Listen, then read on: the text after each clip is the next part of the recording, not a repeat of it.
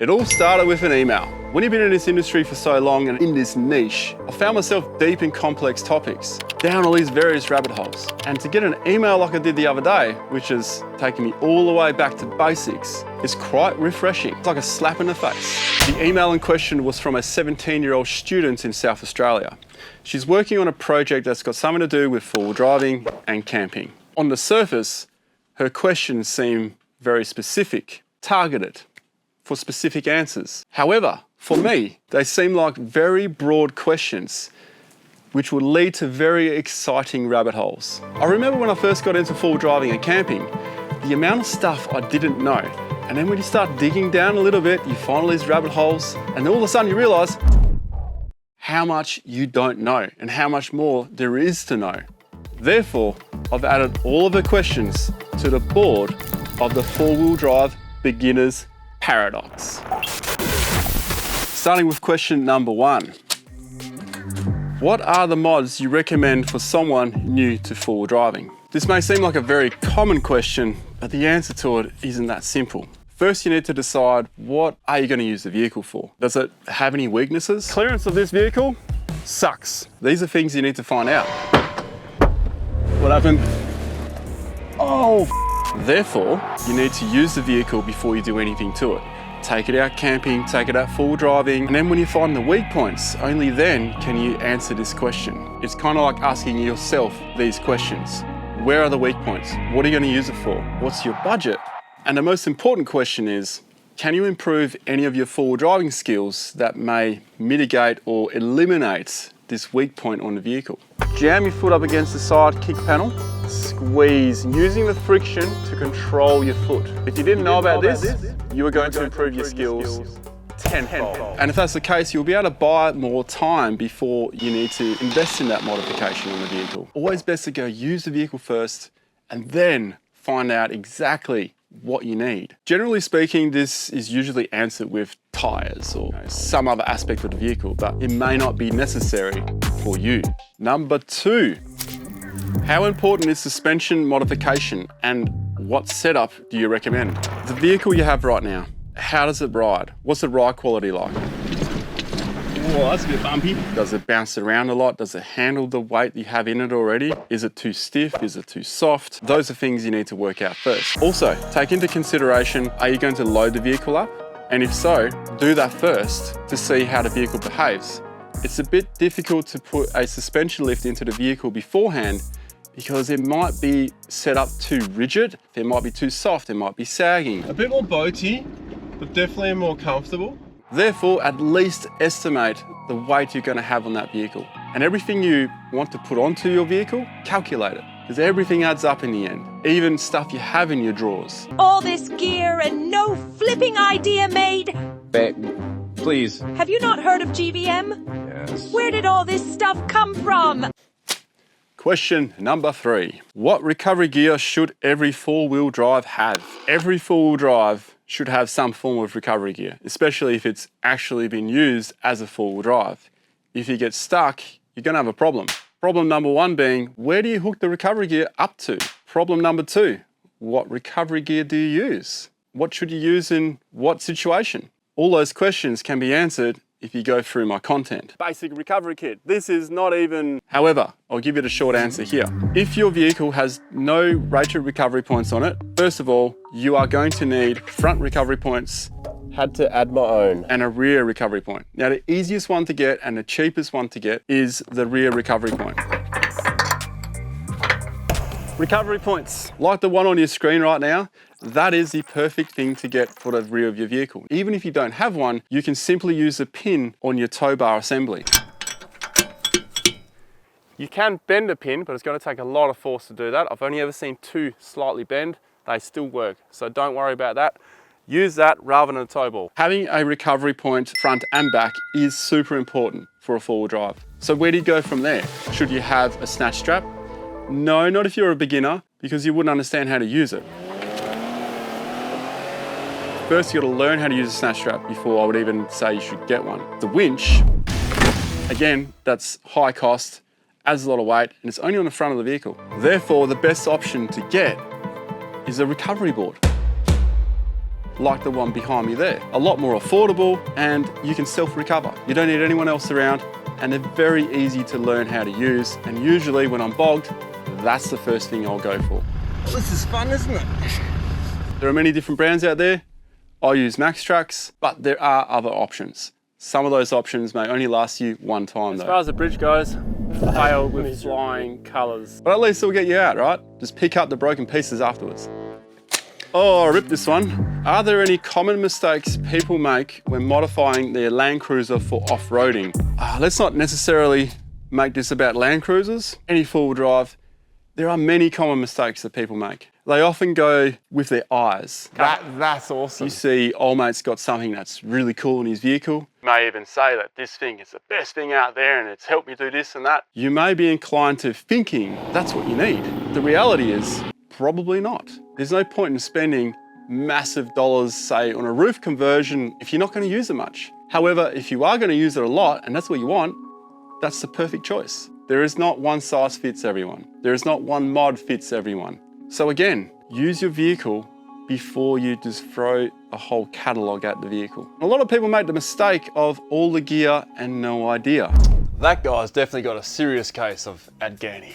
Hey, wait, that's my car. Especially if you're a beginner four-wheel driver or you're not deep diving into this so much, be very careful what you spend your money on. We're now into the camping, and I love these questions.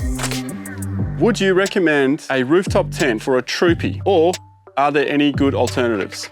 I will refer to a troopy in this, but I'm also going to refer to any other vehicle out there. Putting a rooftop on top of a troopy, it's something that I wouldn't do, but it doesn't mean that you shouldn't do it. A mate of mine has done that, and it seems to work really well for him. His vehicle is very tall, however, he's not into that style of four-wheel driving. He's more into traveling. So therefore, a rooftop tent is probably perfectly fine. It's going to cause the same fuel issues and weight issues that any other four-wheel drive will likely experience. So what about any other vehicle? Rooftop tent, as a clear first place winner, if you like to be off the ground and there's a reason for it, perhaps you're worried about snakes, spiders, things like that, it'll likely make sense to do that because your camping experience is going to be a lot less anxious. Time for tent to come down. Please, no. So let's talk about alternatives. What are you looking at? Tents suck. You've got tents, swags. You could sleep inside the vehicle.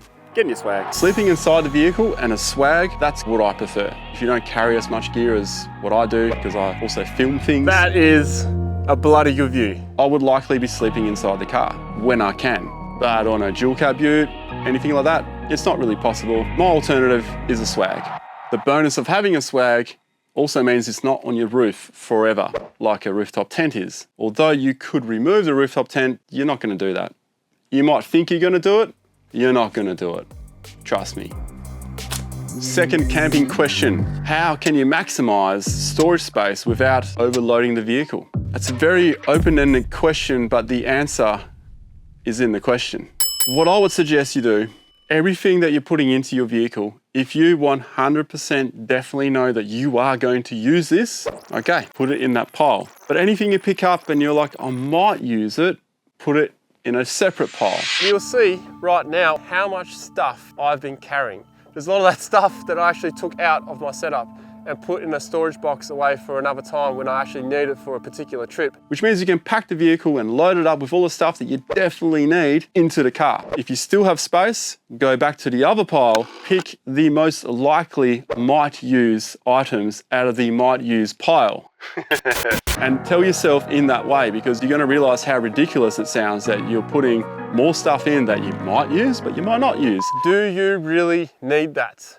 Do you actually need it? Do you need to bring it? And this will help you make a decision on keeping a lot less gear in your car, which makes it overall a lot lighter. On the same token, if you're committed to having a drawer system because that's what you want, do that. But if you're not committed to having a drawer system and you want to use it for other things like general life, driving to the shop, taking a dog down to the beach, consider boxes. Just don't put a hot camp oven on it like I have. Or some drawers you can pull in and out. But they've got to be very easy to pull in and out. Because again, it's like the rooftop tent. Yes, you can take it off anytime you want, but it's a process. And you're not going to do that when you get home from a trip. You just want to relax. You got to clean the car. What the? Moldy pizza. last thing you want to do is take the friggin' rooftop tent off. It's the same with the rear drawers. Where are you going to put them? So whatever goes in the vehicle usually stays in the vehicle. I could go on and say use hiking gear and all that stuff, but honestly, I wouldn't recommend using hiking gear. Some gear is okay to use, but if you load your vehicle up just completely with hiking gear, yeah, you've got a lighter vehicle, but man, your pockets are going to be hit pretty hard and all your setup is going to be a pain in the ass. That's not to say that you can't go with lightweight plates and things like that, but lightweight gear costs a lot of money. So reduce on the gear will also reduce on your cost. This one is a bit more specific. What's the best way to set up an awning or shade solution for camping? What side of the vehicle are you going to use for camping? Picture this, you drive to the beach. Which side of that vehicle are you going to face towards the ocean? If you're in Australia, your passenger side is your left side. That is the side you want to have your awning. Picture this, you're driving along the road, you pull over, what side is going to be furthest away from the road?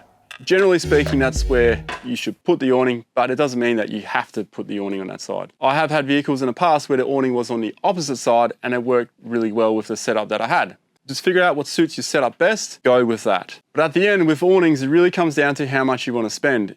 The cheaper you go, the earlier you're going to have to pack that awning away when the wind picks up. Not only that, when it's hot and the sun's right above you, which is the whole reason why you have it out, unless it's raining of course, you're trying to block the sun. On a cheaper awning, they are generally about 10 degrees hotter than the quality ones, because that quality canvas can block so much more UV sunlight and also block the heat. The final two, practicality.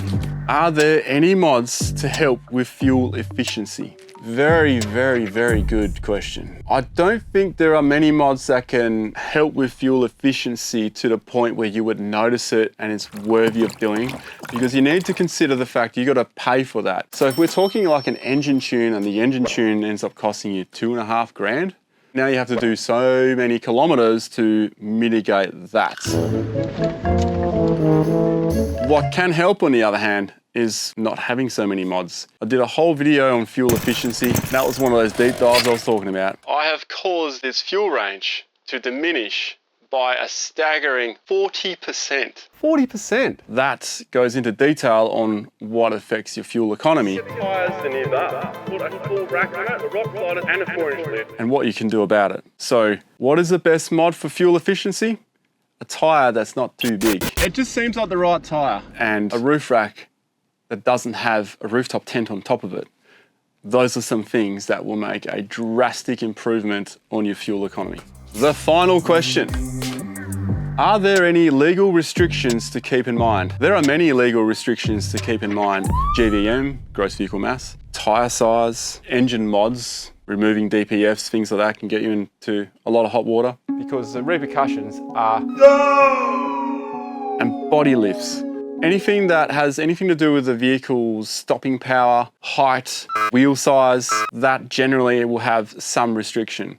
Everything else in a vehicle is, generally speaking, restrictive free to a point, within reason. You could put as many awnings as you like in your car, but it really comes down to the weight being the limiting factor. Have you not heard of GVM? Every single item that goes into this vehicle is going to accumulate to a weight that will surprise you at some point. Tyre size, suspension, those kind of things. And that's it from the board of four-wheel drive beginners paradox.